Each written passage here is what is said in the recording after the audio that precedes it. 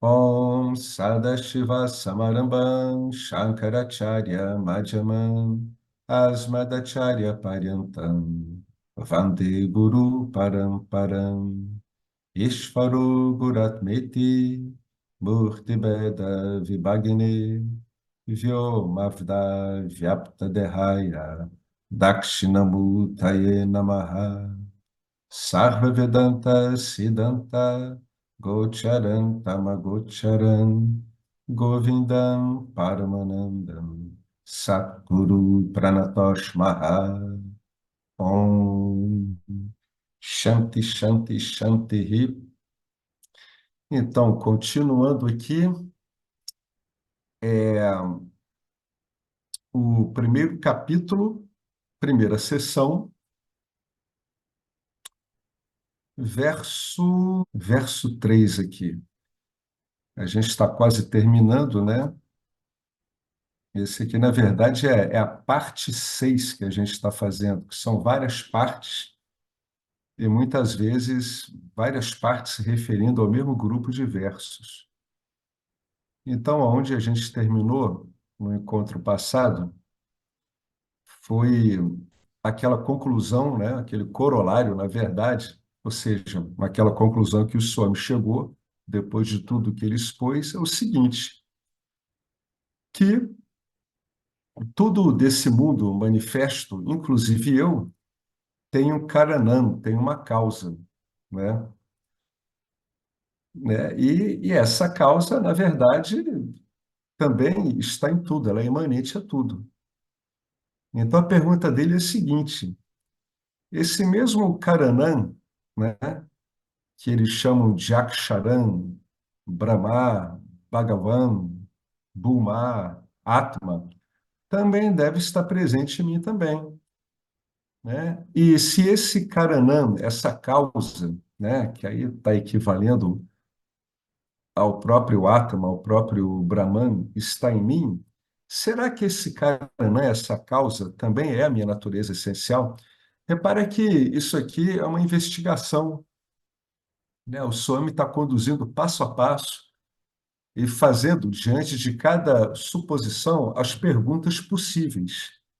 Se esse Karanã está em mim, como está em tudo no mundo manifesto, será ele, além de ser a minha causa, da minha existência, dessa personalidade, desse arrâncara que está aí, com corpo e mente, será que isso que é a minha natureza essencial?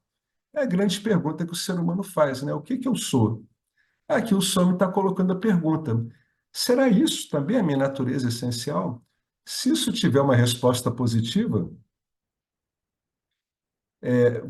eu vou ficar nivelado com esse mundo, porque a minha causa e a causa do mundo são a mesma. Por que que ele está fazendo essa pergunta? Porque ele está dizendo que só esse Karanam, só essa causa é independente, é Satyam. Por isso que ele está fazendo essa pergunta. Ele está equivalendo à minha natureza essencial. O que que é uma natureza essencial? Essência é aquilo que é por si mesmo, ou seja, não depende de nada mais. Então, será isso também a minha natureza essencial, ou seja, o que eu sou, em última instância? Aí ele continua a raciocinar. Portanto, Bhagawan não deve ser apenas a natureza essencial de todo o cosmos. Bhagawan também tem que estar em mim, como minha natureza essencial. Essa que é a colocação dele, é o que ele está derivando aqui, né? Então, a minha natureza real, a minha natureza essencial, é a mais elevada, é a mais excelsa. É a mesma natureza de todo o cosmos. O ser humano, ele tal qual aquela história dos 10 que vão atravessar um rio, ele acaba sempre se referindo ao mundo e aos outros como algo muito distante dele. Então ele acaba se excluindo, né? Esse que é o problema. Esse programa de exclusividade, né, da identidade humana acaba excluindo ele de tudo. E isso é tudo dado por default. A gente aprende a lidar assim desde pequeno, ouvindo nossos pais, nossos amigos, a família, e então a gente começa a repetir essa exclusão automática sem nem questionar ela. O Swami está fazendo uma pergunta, ele está dizendo, puxa, então essa essência deve ser a mesma. Se esse Karanam, se essa causa é a própria essência do cosmos, deve ser a minha também. Quer dizer que a minha essência do cosmos é a mesma? Lembra aquela pergunta? Quem sou eu? De onde vim? Quem sou? Para onde irei? Pelo que o Vedanta está dizendo, você é sempre o que há, permanente. Então, se você não veio de lugar nenhum, não vai para lugar nenhum também. Olha a resposta que o Vedanta está dando para isso. Se ao menos eu aprendesse a mudar a minha identificação, olha que interessante, se eu aprendesse, né, se me fosse ensinado mudar essa minha identificação, que é a minha identificação com esse arrancara, com esse ego, né? Se eu pudesse mudar essa referência para a minha natureza essencial, puxa, olha que bacana. Imagine que a pulseira tem a senciência de um ser vivo, né?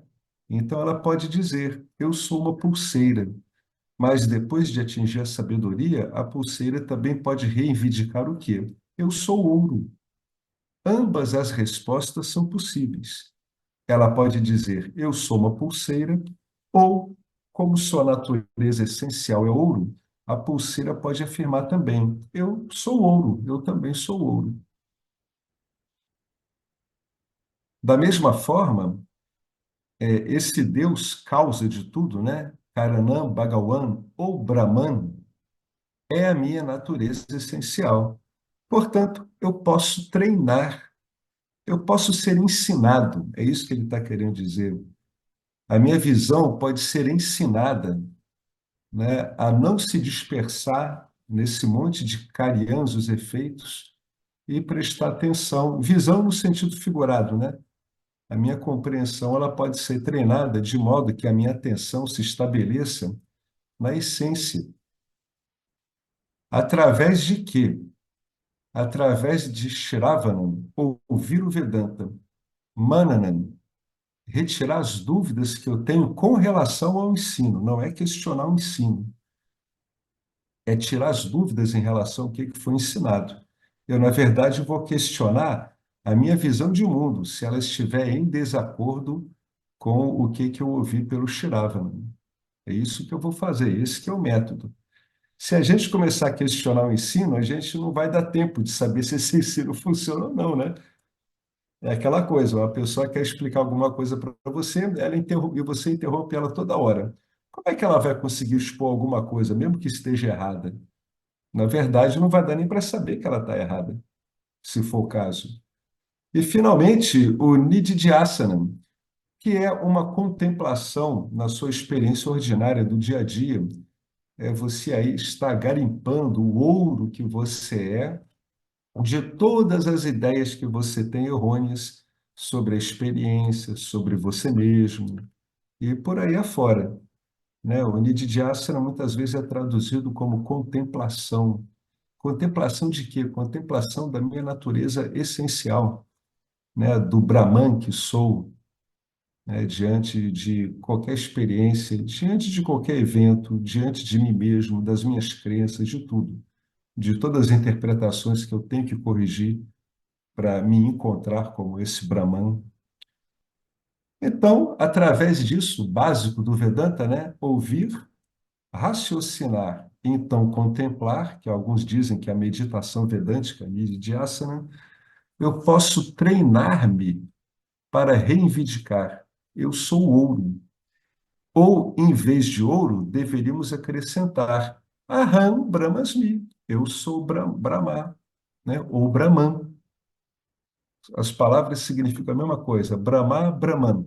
A gente viu um pouco acima. O Aham é chamado de Atma. Então, finalmente, da dependência do mundo, a gente passa para a dependência de Deus. E da dependência de Deus, podemos finalmente chegar à autodependência, ou dependência do ser, né?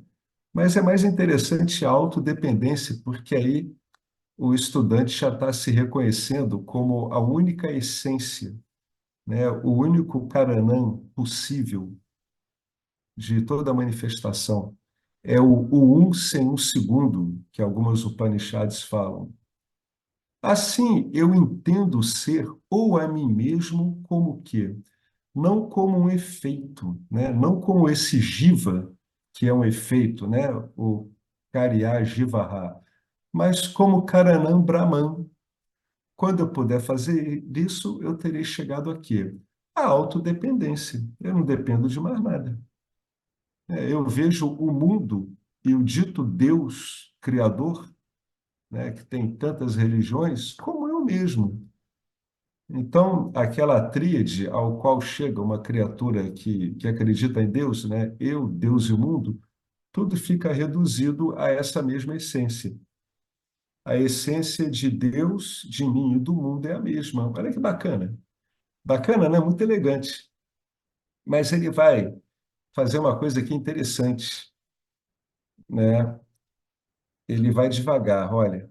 Mas até que eu esteja pronto para a dependência do ser, até que a minha mente esteja devidamente aclimatada, preparada para compreender, aceitar e ver daí as consequências disso, até que eu esteja pronto para essa dependência do ser, para a autodependência, até que eu esteja pronto para conhecer a mim mesmo realmente, para compreender a mim como a própria essência do mundo, o que que eu devo fazer se eu quiser algo com segurança?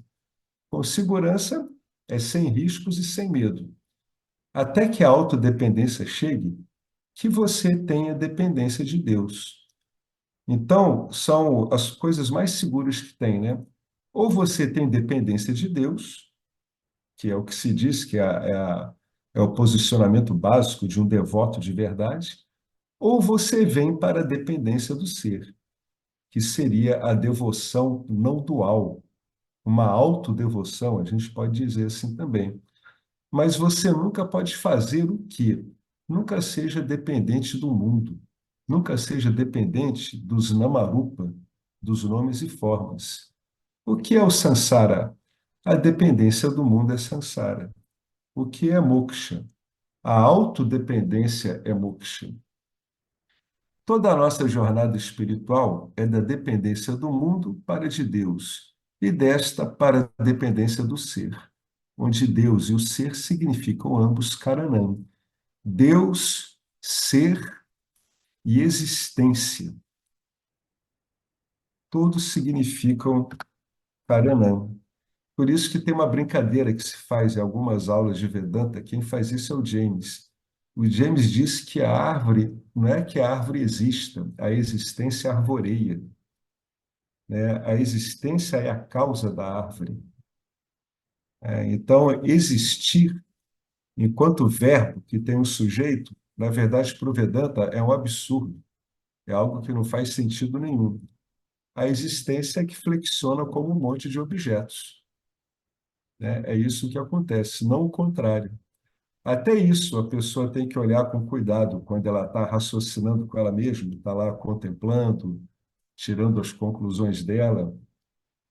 Ela tem que ver como é que está o sistema de raciocínio automático dela, esse interno, né? Não precisa falar para ninguém, e nem deve, porque ninguém vai entender nada, e provavelmente ninguém, praticamente, que se conheça, está interessado nisso.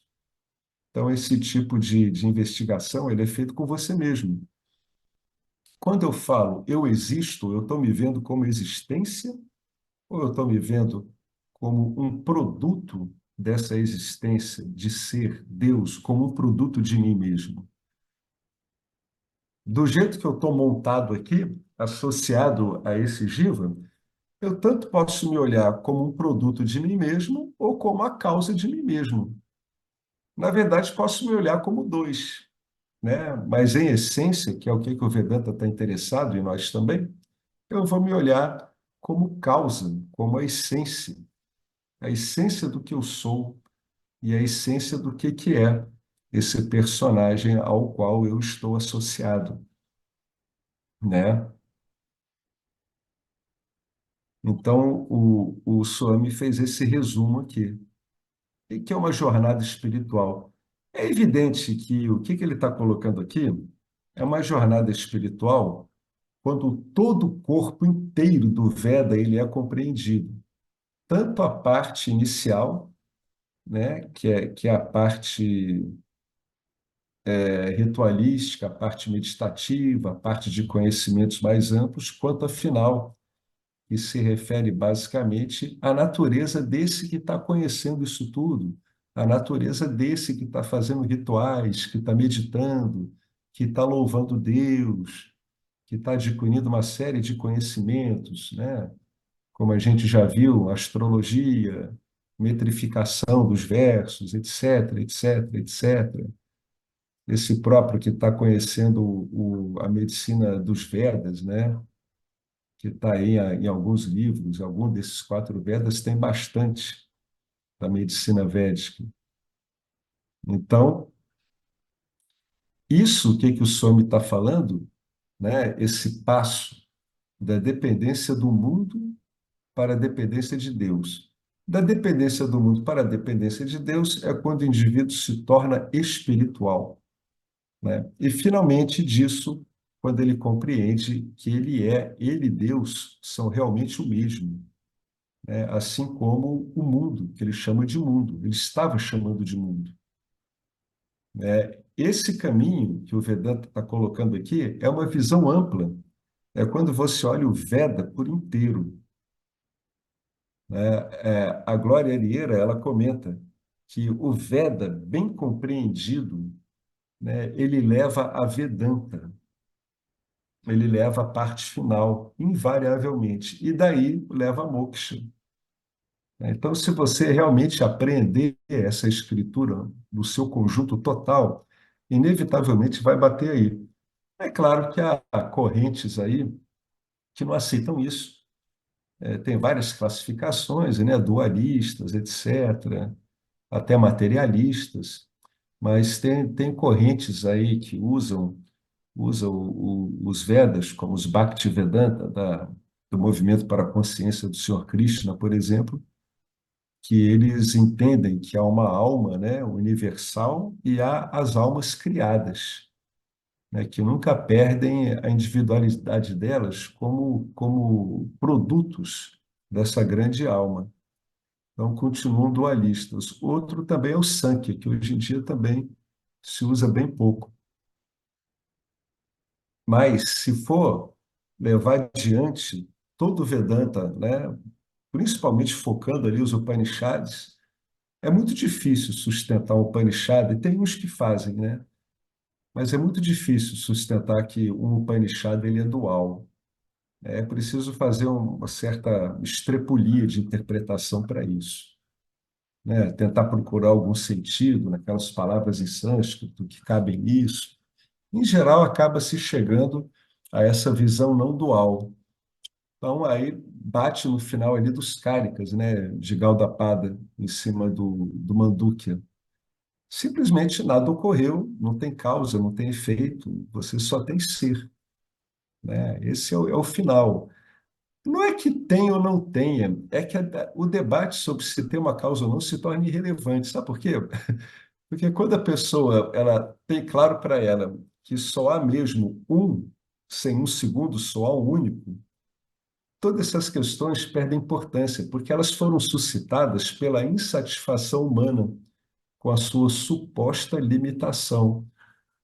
Quando essa limitação ela é compreendida apenas como uma fantasia, embora seja legal debater e discutir tudo isso não é mais relevante como era antes, né? Lembre-se que tudo que o ser humano faz aqui é para se livrar da sua impressão de limitação, que ela, afinal de contas, no final vai se mostrar como falsa.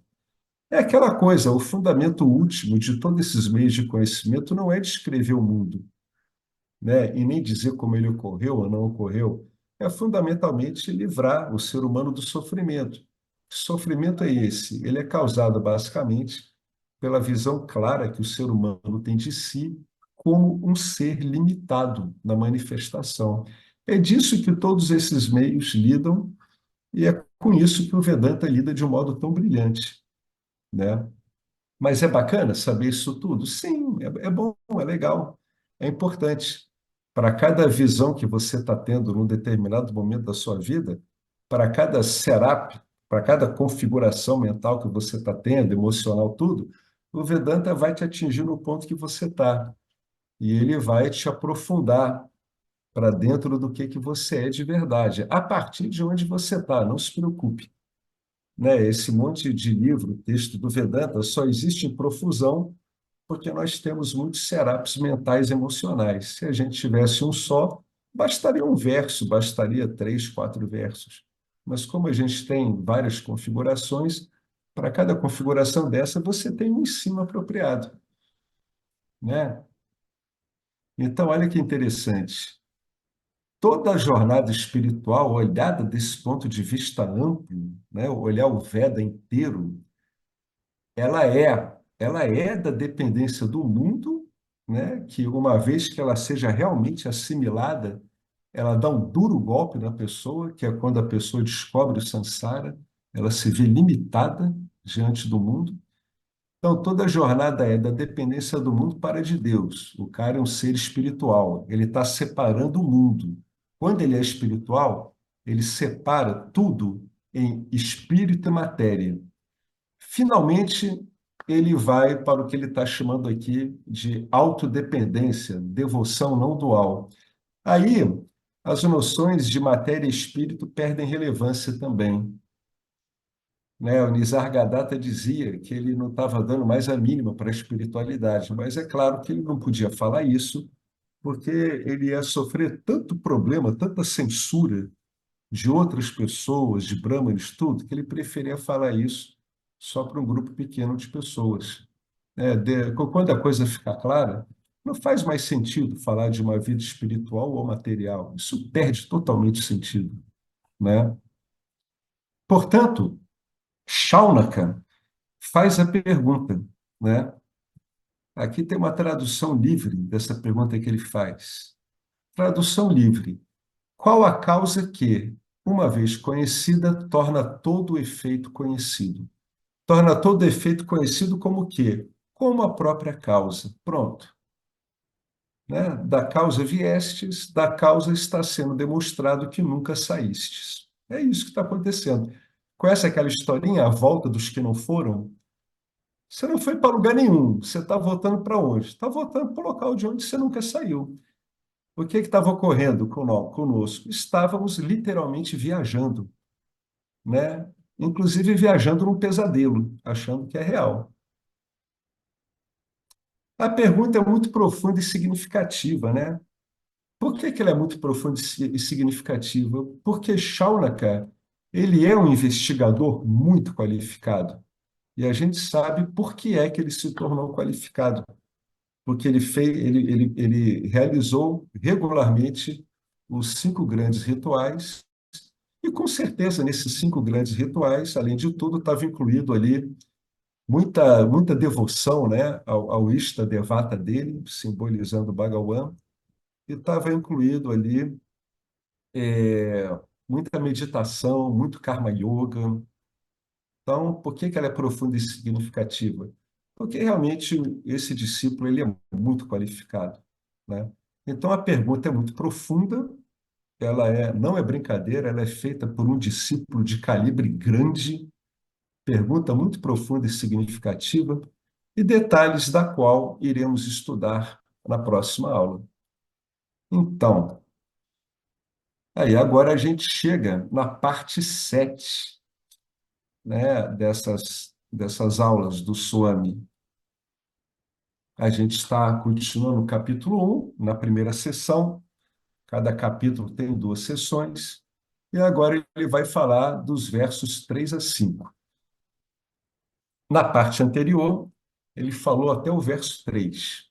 Agora ele vai falar um pouco do 3, que ele falou, deve dar um resumo, e vai avançar para o 4 e 5. É bem do hábito dele, ele repassa rapidamente o que ele tocou na aula passada. Então, continuamos. Capítulo 1. Agora o mantra número 3. Mas ele vai fazer um resuminho, né? A Upanishad começou apresentando o Guru Parampara deste ensinamento, originado do próprio Brahmaji, né? Da própria origem ali que ele chamou ali na frente, de Narayana ou Vishnu. É tudo o mesmo nome, né? Esse Brahmaji é que passou, quer dizer, esse Narayana é que passou para Brahma através daquele toque eletrônico todo o conhecimento e depois foi lá tirar férias com a sua eterna esposa, né? Enquanto isso, Brahmaji agora vai rodar o programa, mas agora vai rodar através de um ensino, através de um parampará, através de uma tradição de ensino, onde o aluno aprende com um professor que teve um professor e daí por diante, até que você chegue à raiz desse ensino, cuja gênese é intocada, é o mesmo ensino. Então, o Upanishad começou apresentando isso, como é que esse ensinamento passa, como é que ele é passado, né?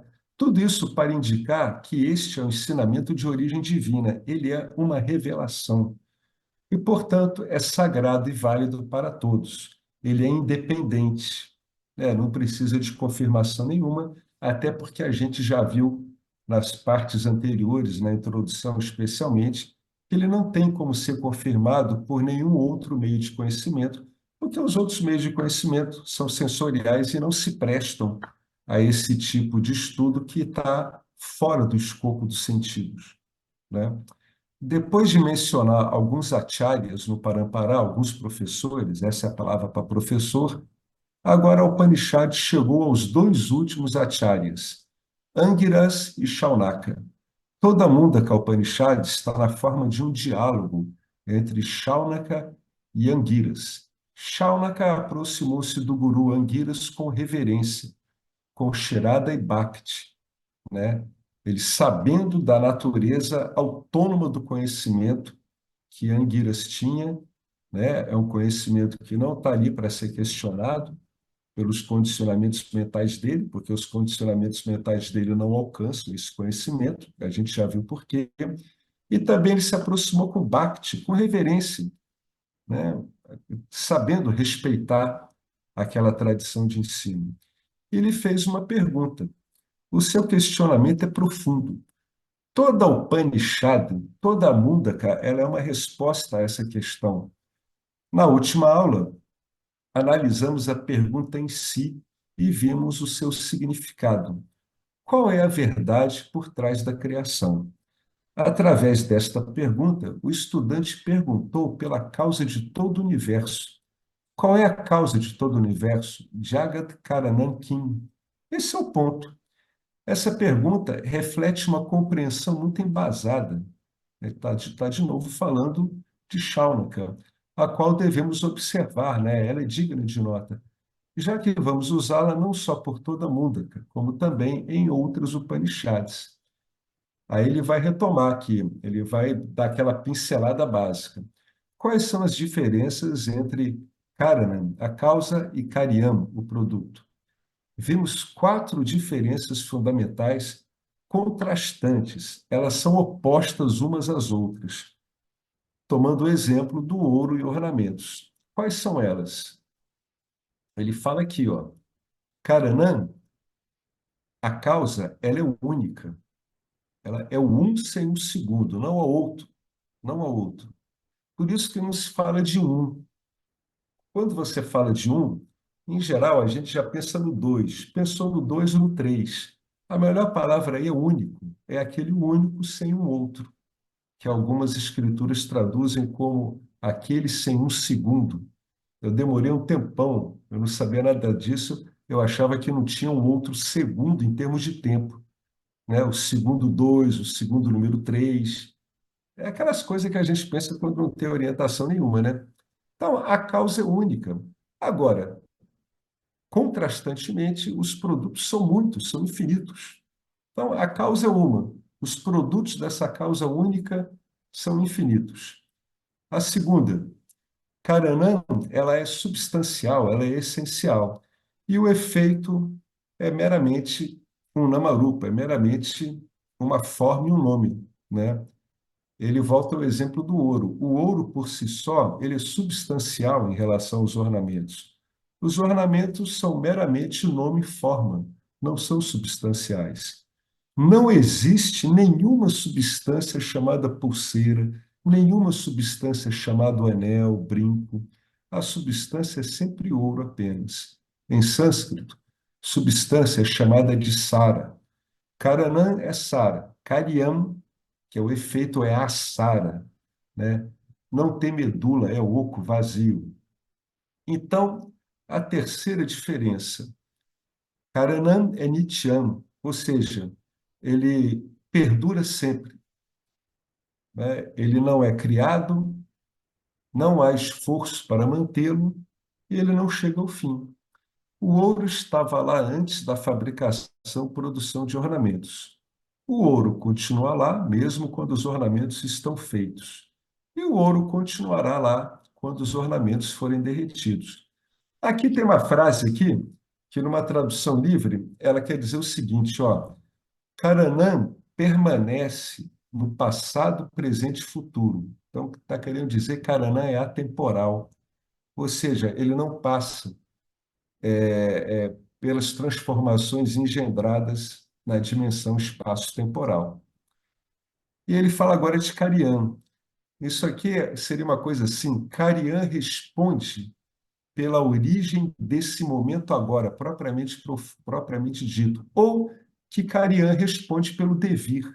Carian está sempre mudando, né? O produto está sempre em mudança, porque ele está sujeito às leis do espaço-tempo. Um é Tricalão, né? Ele está nos três tempos, ele está subjacente aos três tempos. O outro é esse Vacalão, ou seja, ele é meramente um devir. Portanto, qual é o terceiro contraste? Karanam é impermanente. Karanam é permanente, quer dizer, sem modificações. O mais importante aí é o seguinte: está querendo dizer, o que você conclui disso é que ele não passa por modificações. A causa não passa por modificações. O efeito é anicam, ele passa por modificações. Ele é impermanente. Qual é a quarta e mais importante característica que está em contraste? Karanam Satyam, né? Karanam, ele é independente, ele basta a si mesmo. Karyam é a Satyam. Satyam significa aquilo que tem existência própria, né? Não depende de nada. E a Satyam é o contrário, significa aquilo que apenas tomou emprestada a sua existência. O ouro não toma de empréstimo a sua existência dos ornamentos, enquanto os ornamentos devem a sua existência ao ouro. Quando você diz que a pulseira é, a propriedade de ser da pulseira não pertence à pulseira, pertence apenas ao ouro. Se você tiver dúvidas, retire o ouro e experimente ficar com a pulseira. Derreta a pulseira para ver. Você vai ver que o ouro permanece e a pulseira sumiu, né? Portanto, o Karanã tem essas características. Ele é único, ele é substancial, ele é a essência, ele é permanente, ele não passa por mudanças e ele tem uma existência independente, ele não depende de nada. E o efeito é totalmente o contrário disso. O efeito é variado, são vários, infinitos, não tem essência, é meramente o nome e forma. Sempre que você vê uma escritura dizendo assim, ah, isso é apenas o nome e forma, aí agora você entende por quê. Isso é apenas o nome e forma em contraste com a causa, né, que é a essência desse monte de nome e forma. Por outro lado, passa por modificações, né, é impermanente, ele chama aqui de anicca, e tem a sua existência completamente dependente da causa. Uma vez que isso seja entendido com a ajuda do exemplo do ouro, o Vedanta vai fazer o quê? O Vedanta vai estender isso aqui, todas essas quatro características aqui contrastantes, para essa criação extraordinária, para todo esse cosmos. É isso que ele vai fazer. Ele sai de uma analogia e estende ela toda. O estudante pergunta: o que é esse Karanam? O que é essa causa? Somente essa causa será nomeado de Aksharam na Mundaka Upanishad, né? O oitavo capítulo do Bhagavad Gita é intitulado O Yoga, né, dessa causa, chamada Brahma. Na linguagem religiosa, esse Karanã é chamado de Ishvara, ou seja, é um objeto de adoração. É isso que ele está querendo dizer. É quando é reconhecida a sua dependência para Deus. E se diz assim, ó, é o Ishvara, é Ishvara que é a causa, Karaneshwara. Ishvara da religião e Aksharan da Mundaka Upanishad, ambos se referem então somente a essa causa única, Karanam. Uma vez que você diz que Akshara é Karanam, né? Esse Akshara referido como a verdade última na escritura é a causa única, então o Aksharan se torna o quê? Ele passa a ser apresentado com todas essas quatro características que a gente viu lá em cima. Por que que o Swami está falando isso? Porque isso tudo é apresentado em várias escrituras com um monte de nomes diferentes. E isso dá uma confusão tremenda, né? As pessoas ficam sem entender por que que isso ocorre. Isso ocorre porque isso é tratado de forma diversa, dependendo do objetivo da escritura, uma escritura mais devocional, uma escritura mais guiana. Isso decorre da época em que foi escrito, né? Por isso que ele se debate tanto sobre isso. Mas ele tá mostrando que, através das características, você consegue descobrir que tudo isso está se referindo à mesma coisa. E o mundo inteiro? O mundo inteiro apresenta aquelas notícias perturbadoras, né? As notícias perturbadoras que um grande amigo meu me trouxe, porque a mãe dele está realmente muito mal, né? A mãe dele já está com a idade muito avançada e está passando, né, por essas coisas que são inerentes à manifestação, né? Porque a doença, a decrepitude, né? É a aproximação do fim, da morte daquela personalidade. Então, ele estava realmente perturbado, ele estava muito surpreso com tudo isso, né? O mundo inteiro é Anekatmakam, ele é plural, multifacetado. O universo é variadíssimo. Isso é maravilhoso, aproveite, certo? Mas cuidado, né, com esse prapancha aqui, né, com esse mundo que você está vendo, que ele é variado, ele é multifacetado, né? O Aneka Prapancha. Por quê? Porque ele não tem substância própria. Ele é assará, assarahá. Ele é nome e forma, tá vendo? Toda vez que a escritura falar de nome e forma, ela está se referindo a uma característica no mundo para incentivar o quê? Incentivar o seu discernimento e que você colha o fruto do discernimento. Qual é o fruto básico do discernimento? É que você se desapegue desse prapancha, desse mundo manifesto, tá? O bom discernimento, ele leva automaticamente ao desapego desse mundo manifesto, tá? E ele está querendo dizer o seguinte, que ele é implacável, não substancial. Ele tem leis que não vão ser modificadas, que são as leis que esse amigo meu está tendo que lidar com a mãe dele, né? E que uma hora vão atingir a todas essas formas que estão aqui ouvindo esse encontro. Então, isso é implacável e não substancial. Ou seja, se você ficar prestando atenção nisso, seu senso de limitação vai ficar cada vez maior, né? Porque já não está mais se divertindo como antes. A gente está sempre querendo se divertir, né? Uma hora a diversão acaba. O circo fecha as portas e Deus está dizendo para você o seguinte assim, olha só, não vai ter mais espetáculo, você vai ter que se virar de algum jeito. Aí você diz, mas os outros ali estão brincando ainda. Aí você diz, pois é, mas acontece que você não está mais vendo a coisa como os outros viam. Os outros não têm problema nenhum com eles, mas você ainda está convicto das coisas com as quais eles estão brincando? A brincadeira acabou, né? O picadilho do circo encerrou. Não vai ter mais espetáculo, né? Então, desapegue-se, até para que você possa ver isso tudo como um espetáculo, sem achar que é um espetáculo que tem que durar para sempre. E em terceiro lugar, e mais importante, é Anitiano. Ele muda aquilo que a gente falou lá em cima. Sempre que falar de impermanência, está querendo falar de mudança. Mais algo para ser usado no seu discernimento que vai ajudar no desapego. Ele muda contínua e fugazmente. É rápida a mudança, né? De Heráclito não dizia que você não consegue se banhar no mesmo rio duas vezes? Né? Você não consegue olhar para o mesmo rosto diante do espelho mais do que uma vez. O seu rosto está sempre mudando, né? Parece que não, mas ele muda sem parar. Tudo está mudando sem parar, né? Todo alvorecer é novo, ele já é diferente. Todo dia é novo. O tédio que nós sentimos é novo também, ele não se parece com o que era. É porque a gente não presta atenção. Até aquilo que experienciamos bem debaixo do nosso nariz, nosso corpo, vai desaparecer. Estamos olhando para o nosso próprio corpo. Ele está crescendo, ficando grisalho e desaparecendo. Hoje eu fui cortar cabelo, né? Há 6 meses atrás eu cortei e eu vi que ele está mais grisalho do que antes. Ele está mais cinza do que estava 6 meses atrás, né? Tá coçando a cabeça aí? Ele tá legal assim também. Mas é como vai acontecendo, né? É assim, né? Ele é Nietzscheano, né? O nosso corpo ele está mudando rapidamente, fugazmente. E finalmente o mundo inteiro ele é Satchian também. Ele não tem realidade própria, né?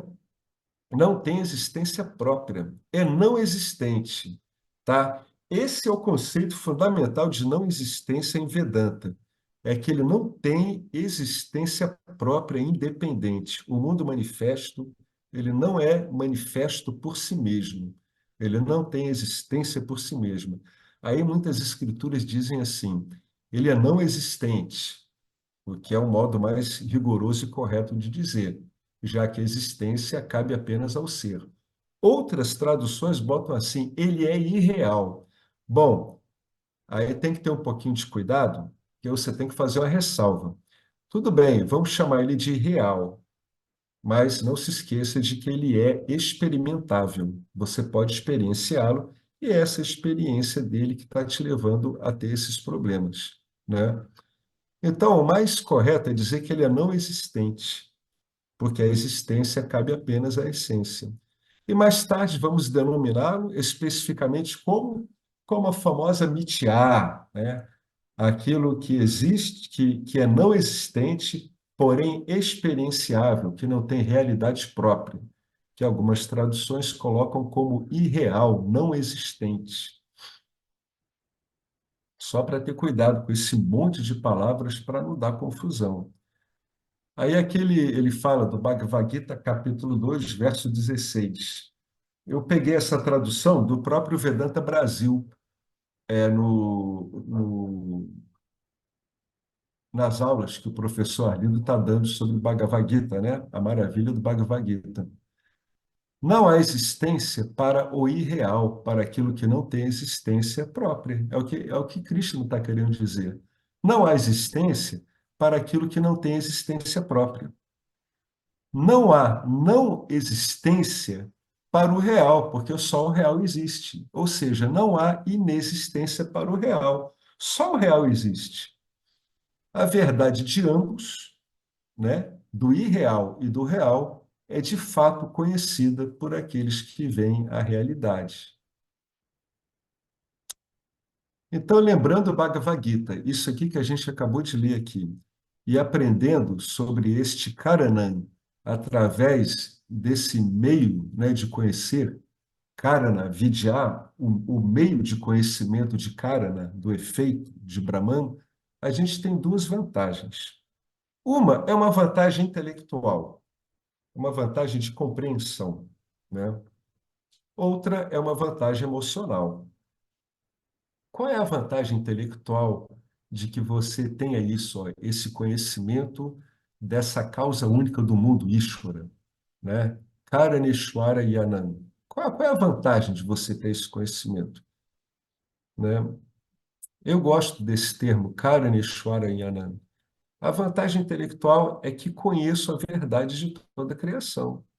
Eu estou respondendo a pergunta de Shaunaka.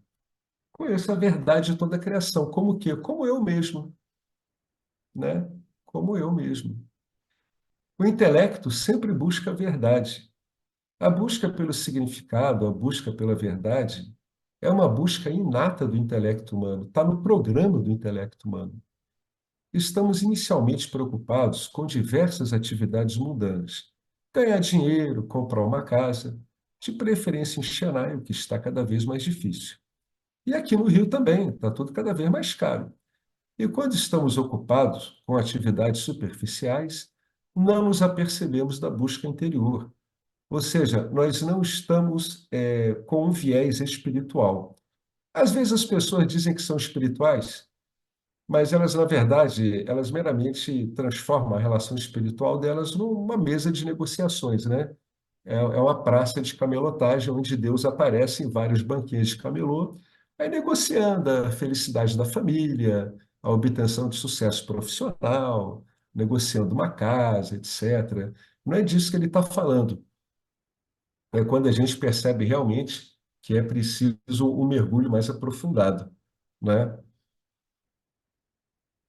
Mas, uma vez que as necessidades externas estejam supridas e as materiais resolvidas, a hierarquia das necessidades humanas de Maslow é uma. Esse cara escreveu uma teoria de psicologia proposta no seu artigo 43, que foi a teoria da motivação humana.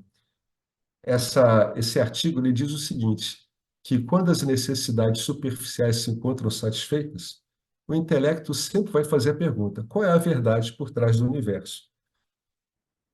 Qual é a verdade por trás de mim? Quem sou eu? Essa busca está sempre presente. O senhor me falou aqui que ela é inata, né, do intelecto humano. Aqui ele citou esse paper aqui do Maslow. Ele está indicando que realmente esse tipo de... Por que eles falam isso? Porque esse tipo de pergunta ocorre em qualquer cultura, né? Qualquer cultura, desde as culturas africanas, até passando pelas gregas da antiguidade, siberianas, cultura ocidental, romana, grega, o que você quiser, egípcio, as orientais em profusão, maoris, do Oceano Índico, Pacífico, todas acabam tendo algum modo de fazer essas perguntas com as suas próprias palavras, né? Com os seus termos culturais. Então, essa busca está sempre presente. Então, valendo-nos desse Akshara Vidya, né? Desse conhecimento de Brahman, do imutável, aquela sede mais profunda, que é a chamada espiritual, será saciada. E está aqui, no Bhagavad Gita, capítulo 7, verso 2. A satisfação será total. É isso que ele está querendo dizer. A satisfação ela é total, total, né? Ela não exclui você lidar com o mundo, inclusive obtendo satisfações temporais nesse mundo, né? De acordo com o que esses eventos temporais podem lhe dar. Mas, por baixo de tudo, tem uma satisfação total. Por quê? Porque o mundo é visto como você mesmo. Mas você não está limitado pelo mundo, você não tem atributos, você não é limitado por nada na manifestação. Embora tudo na manifestação seja você, sem dúvida. Este é o benefício intelectual. O que ele está querendo dizer? A mente para de ficar quicando, querendo coisas para se satisfazer, né? E aí ela vira uma boa experimentadora, porque não está esperando nada da experiência. Então, nas experiências tristes, ela vive a tristeza que é causada pela experiência triste, e nas experiências felizes, ela está liberada o suficiente para poder curtir aquela felicidade, aquela quantidade de felicidade momentânea, prazer, se você às vezes preferir dizer assim, embora prazer e felicidade possam ser bem diferentes, mas você está mais livre para experienciar, inclusive, esses contentamentos fugazes da relação com os objetos, não tem problema nenhum, né? Mas você não tem mais uma mente macaquinha, sassaricando, querendo obter alguma satisfação do mundo, porque o mundo é visto como você mesmo. Ele é compreendido profundamente como você mesmo. Agora, ele vai falar uma coisa importantíssima. Qual é o benefício emocional? É uma mente estável, né? A mente sempre quer se apegar a alguma âncora estável na vida. Claro, da nossa natureza. Nós somos estáveis, nós não passamos por modificação nenhuma. É claro que a gente vai fazer essa projeção, né, de sátia que somos em Nietzsche. Esse é o nosso erro. Vamos projetar a nossa natureza numa manifestação completamente irregular e fugaz. Quando o navio está em um oceano turbulento, ele é jogado para cima e para baixo, e naturalmente haverá distúrbios. Eu perco meu equilíbrio. Na nossa vida pessoal também, muitas coisas estão mudando. Quais? Todas, todas as coisas estão mudando. Não somos capazes de nos agarrar a nada, seja de modo temporário ou permanente. Mesmo nossos filhos não conseguimos segurar, porque eles se encontram estabelecidos em outro lugar, diferente de onde estou. Portanto, a mente humana quer uma âncora para a estabilidade emocional. E sem saber qual é esse apoio estável, nos agarramos ao Karya Prapancha, ao mundo manifesto, que é meramente um efeito. Apegar-se a esse Karya Prapancha é apegar-se a um universo instável, uma vez que Karyan, o efeito, é o quê? Anichan, ele se modifica, né? Ele é impermanente. Logo, a turbulência emocional, isso aqui é importantíssimo. A turbulência emocional nunca pode ser evitada enquanto confiarmos nesse Karya Prapancha, nesse mundo, né? Que é meramente um efeito. Nunca pode ser evitada. Isso também ajuda no discernimento da pessoa e, consequentemente, no desapego.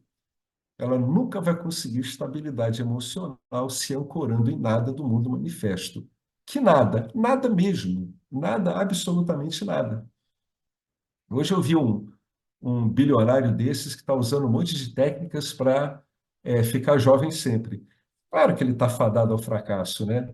Uma hora ele vai ter que olhar isso, né? Vai ver que gastou bilhões, talvez, em cima de algo que não pode ser vencido, que é o quê? Que é a característica de anítia do corpo que ele está associado. Ele não tem como vencer isso. É impossível. E a característica nítia do dinheiro que ele tem também vai ser evidenciada, porque ela vai ser gasta nisso. Né? Então, a pessoa que se apega a isso, ela está diante de algo invencível. Não é para lidar com a vida desse jeito. Mas, uma vez que eu descubro esse Ishvara, a causa, a maior vantagem é que passo a ter uma âncora na vida que é estável. Amparado nessa âncora, eu posso agora atuar no universo. Eu posso atuar no universo, porque, como a gente falou mais acima, eu não estou mais dependente desse universo. Aí eu posso atuar nele direito, né? As coisas então ficam bem, né? É o que diz o Bhagavad Gita, ó, verso 2, quer dizer, capítulo 2, verso 14. Eu posso então suportar todos os caprichos da vida. E isso é chamado de um seguro emocional. Temos seguro para problemas médicos e financeiros, mas não temos seguro contra problemas emocionais. Só é seguro o quê? Novamente, no capítulo 9, verso 22, Krishna diz, o que ele diz aqui? 14. Mas aqueles que sempre louvam a mim, Ishvara, de todo o coração, meditando em mim de modo adequado, não é querendo coisas de mim. É isso que ele está querendo dizer. Você está me buscando para que eu te dê suporte, porque você reconhece que eu sou o único suporte possível. Mas não é exatamente para você satisfazer suas coisas materiais, não. É para você se desapegar delas, totalmente delas, para eu ser o único suporte viável da sua vida. Isso que é meditar em mim adequadamente. É olhar Ishvara do modo adequado. Não é aquele balcão de negociações, aquela feira de camelô que a gente falou, né? Mas aqueles que sempre louvam a mim de todo o coração, meditando em mim de modo adequado, com compreensão, a eles eu provirei o que lhes falta e cuidarei do que já têm. Pronto. Ou seja, não tenha medo, é o que ele está querendo dizer. Confie, não tenha medo. Esse, esse verso aqui do Bhagavad Gita, né? E a importância dele também, a atitude adequada diante de Ishvara. Tem muitas pessoas que fazem o Passana é isso. É você meditar em Ishvara do modo adequado, né? Você escolhe lá um Istadevata, uma deidade adequada, ou não, você pode meditar também nas qualidades de Ishvara, né? Muitas pessoas fazem isso e nem sabem que estão fazendo o Passana, né? Então é isso, é importante a beça isso. mas aqueles que sempre louvam a mim de todo o coração, meditando em mim do modo adequado, né? A eles eu provirei o que lhes falta, né? O que for relevante, eu vou dar para eles, o que for relevante. É uma postura de confiança que a gente tem que ter, né? E o que que o Swami continua dizendo aqui? Segures, portanto, encarane Ishwara, esse Ishvara que é a causa de tudo. Assim, esse conhecimento, né, dessa causa, Akshara Vidya, da realização intelectual e da estabilidade emocional. Eu derrubo duas mangas com uma só pedra. Chama-se de moksha, a realização intelectual associada à estabilidade emocional. Né? Todo mundo que já teve alguma prática bhakti, né, de cunho devocional, ou já ficou entretido com isso de algum modo, sabe como a devoção estabiliza as emoções, né? É como se ela absorvesse parte das flutuações emocionais, pelo menos uma parte delas. E por que que faz isso? Porque é da nossa natureza, né? O ser humano tem uma natureza ilimitada, e isso aparece como amorosidade, né? Uma inclusão de tudo. E qual é a melhor inclusão de tudo que não é falar de Ishvara, né? Que não é colocar Ishvara na sua vida, né? Trazê-lo para a sua vida, porque já está na sua vida mesmo. Então, é trazer, assim, em reconhecimento, né? Porque já é o que está acontecendo. Deixa eu ver aqui que a tela aqui pulou. Onde é que eu estou aqui?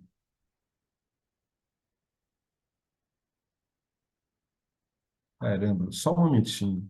Ela deu uma pulada aqui agora. Ah, tá, tá aqui.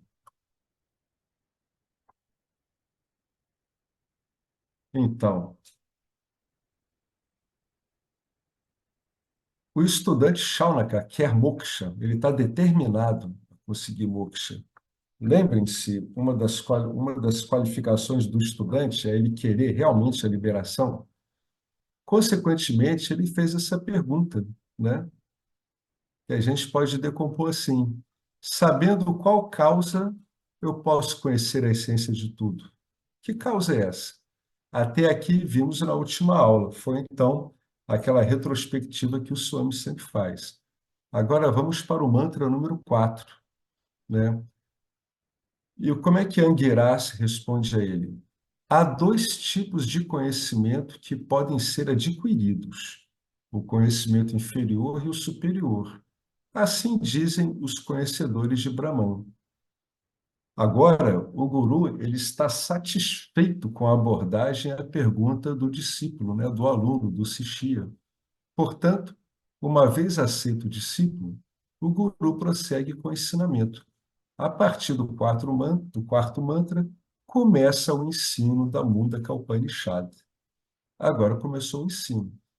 E o guru apresenta o ensinamento muito lindamente, de um modo muito sistemático, de maneira estruturada e esse adjetivo aqui, ó, progressivo. O Vedanta ele é todo progressivo.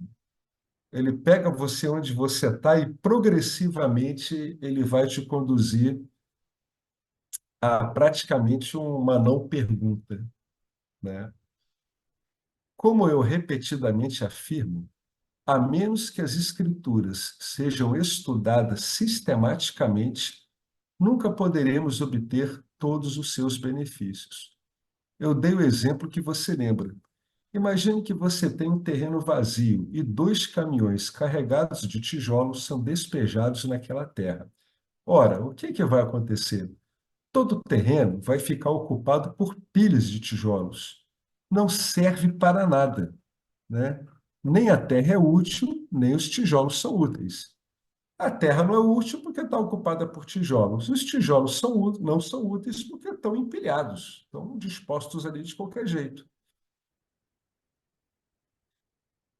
né? Mas, por outro lado, se você organizar os tijolos de forma sistemática, construir paredes e colocar um telhado, então, nesse mesmo lugar, o que teremos é uma outra coisa. É uma bela casa onde você pode morar e que lhe dará proteção.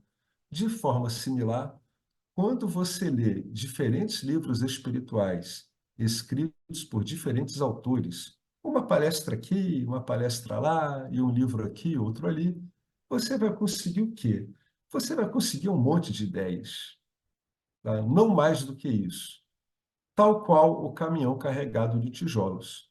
Você tem muitas ideias empilhadas no cérebro, sem utilidade, tanto para os outros quanto para mim. Ele está falando dele, some para Martananda. As suas ideias não têm utilidade para mim. Elas são mais um estorvo para você, estudante. É isso que você tem que tirar. É isso que você tem que arrumar, ajeitar, né? Pois não servem para nenhum propósito. É um monte de coisas. Talvez você possa fazer uma citação aqui e ali e impressionar outras pessoas em uma reunião. Só vai lhe servir para isso e não lhe trará benefícios. Os tijolos terão que ser arrumados. As ideias terão que ser sistematicamente desenvolvidas. Desenvolvidas para e passo com o quê? Agora é importante. Ah, eu penso isso, eu acho isso do Vedanta. Desculpe, não é isso, não é isso, né? O teatro aqui que se monta é uma outra coisa, né? Aqui a encenação é o aluno aprende o que que ele quer aprender aqui, que é o que que tem para ser ensinado. O que que tem para ser ensinado é o Vedanta. Então, né, não adianta a pessoa achar que ela acha isso, ela acha aquilo. As ideias terão que ser sistematicamente desenvolvidas de acordo com o Vedanta.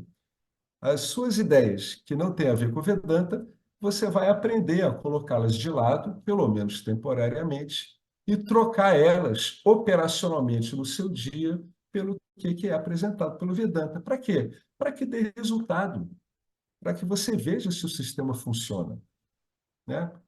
Tô tirando o seu navegador egóico e trocando por um navegador impessoal. Você vai ter que testar isso, é o único jeito, não tem outro jeito. E só você pode testar, ninguém pode testá-lo por você, né? Então, as ideias terão que ser desenvolvidas de modo sistemático, portanto, sem pressa. Sem pressa, é mais interessante que as coisas sejam absorvidas naquele ritmo adequado do que tente se absorver um monte de coisa, que vai apenas embolar o campo, como esse monte de tijolo jogado no terreno qualquer. Inviabiliza o uso do terreno para outras coisas, e os tijolos também não estão compondo nada, porque estão simplesmente empilhados, né? Ali sem que essas pilhas tenham alguma utilidade em si. Portanto, o guru apresenta dois ramos da ciência para serem compreendidos adequadamente e empregados de maneira sistemática e sequencial, tá? Eu vou ler esse próximo parágrafo. Aliás, eu nem vou ler isso aqui. Eu vou parar por aqui, nessa primeira frase aqui, ó. Portanto, o professor, o guru, ele apresenta dois ramos de ciência, os dois para serem compreendidos de modo adequado. O que que quer dizer de modo adequado? É no contexto do que você está querendo, que é a liberação, né? E empregados de maneira sistemática e sequencial. Como assim? Sistemática em relação a quê? Em relação ao que você está querendo, a libertação. Tudo nesse contexto. Esses dois ramos de ciência vão ser usados no contexto em que você está precisando, né? Esse é o meio de conhecimento Vedanta, né? É assim que ele funciona, né? Está sendo exposto aqui como é que ele está funcionando. Lembra o que que a gente viu no começo, quando ele falava da introdução, fazia comentários gerais? Agora a gente está vendo como é que ele funciona, né? O que que é aquele meio de conhecimento, para que que ele serve, como ele se apresenta, por que que ele é válido, o que que ele usa como apoio. A gente vai ver que um tipo de conhecimento ele é usado como meio, como sadhana, e o outro como objetivo final, né? O Vedanta é muito arrumadinho, ele é muito estruturado, porque quem fez isso baixar conhece a nossa psique profundamente. É só por isso que dá certo. Porque o projetista da psique é o mesmo que baixou esse manual. Só isso. O cara botou um programa na sua cabeça e agora está lhe dando um antiprograma. É isso que ele está fazendo. Por isso que funciona tão bem. Por isso que é meticuloso também, porque os programas usados a nível egóico também são meticulosos, né? Então é tudo muito bem estruturado, tá joia? Então eu vou parar aqui, eu vou até botar uma linha vermelha, vou botar o número da página aqui no meu. E aí, alguém quer comentar alguma coisa? Tá joia, então. O Paramartananda, ele é muito prolixo, né? Mas é porque, pelo modo que ele apresenta, precisa, né? Ele é muito meticuloso, né? Ele vai montando tudo muito devagarinho, passa, repassa. Cada vez que ele repassa, ele aprofunda mais, né? Ele é bem assim mesmo. Alguém quer comentar alguma coisa, contar alguma coisa? Comentário qualquer. Eu tenho uma sugestão a dar para vocês. Vocês viram um filme chamado Dias Perfeitos? Vejam, vejam, vejam Dias Perfeitos. É de um cineasta alemão com atores e roteiristas japoneses. É de Wim Wenders, aquele mesmo que fez A Cidade dos Anjos. Vale a pena ver Dias Perfeitos. Né? Vê bem devagarinho, que nem se você tivesse ouvido Some para Martananda. A mesma coisa. Nem sei se vale a pena ver aquele filme logo, né? Vê 20 minutos, dá uma parada, no dia seguinte você vê mais 20, né? Ele é muito interessante quando é visto desse jeito. Tá joia, então? Então a gente termina por aqui, por enquanto? Bacana, gente. Muito bom ter vocês aqui, né? E acompanhando essa coisa super bacana do Swami Paramartananda, né? É assim que se ensina Vedanta, de um modo tradicional, do jeito que ele está colocando aqui, né? É por isso que ele ensinou o Panchadasa em 7 anos, né? Uma aula por semana durante 7 anos. Imagina isso, hein? É assim, ó. É para dar efeito, precisa de tempo, né? É para dar efeito, por isso que é ensinado desse jeito. Tá joia, gente? Então vamos encerrar o Purnamada. Om Purnamada Purnamidam Purnat Purnat Mudachyate Purnasya Purnamadaya Purnameva Vasishyate Om Shanti Shanti Shanti. Gratidão ao primeiro Dakshinamurti, gratidão a toda essa linhagem que dele deriva, gratidão ao Vedanta que se manteve até agora desse jeito, intocado, e gratidão a ele ficar íntegro, porque ele tem sido defendido ao longo de milênios através de argumentos muito bons. Por quê? Porque a base é muito boa, né? Por isso que ele está assim há milhares de anos. E gratidão a nós mesmos, né? Tem gente que diz que a gente tem mérito. Às vezes eu acho que a gente tem a sorte mesmo. Sorte existe. Falou, gente. Obrigado por vocês. Gratidão, Tá? querido. Tchau, gente. Tchau. Um grande abraço, um grande beijo. Tchau. Olá, queria trazer aqui para vocês o quanto eu tenho me beneficiado dos ensinamentos do Vedanta. Esses ensinamentos do Vedanta, eles mudaram a minha vida, o meu estilo de vida, né? A partir de uma compreensão sobre Jagata, o mundo, sobre essa pura inteligência, Ishvara, sobre o Jiva, né? A mente, o funcionamento, sobre a aplicação do Karma Yoga diariamente na vida, o quanto isso beneficia a purificação da mente, né? Para poder daí acessar aquilo que é mais valioso. Aliás, eu diria sem valor estimável, inestimável, né? Uma riqueza profunda, que é a compreensão sobre os ensinamentos de Satya, a consciência, a existência ilimitada que sou. Bom, eu sou uma aluna de Vedanta, desse grupo Vedanta Brasil,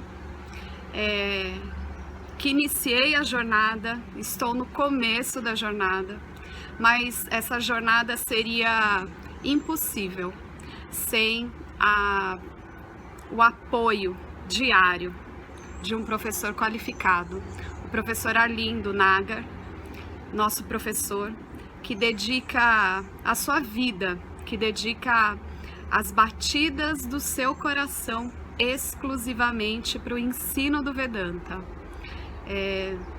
Ele gosta de usar a frase, o coração que se doa recebe.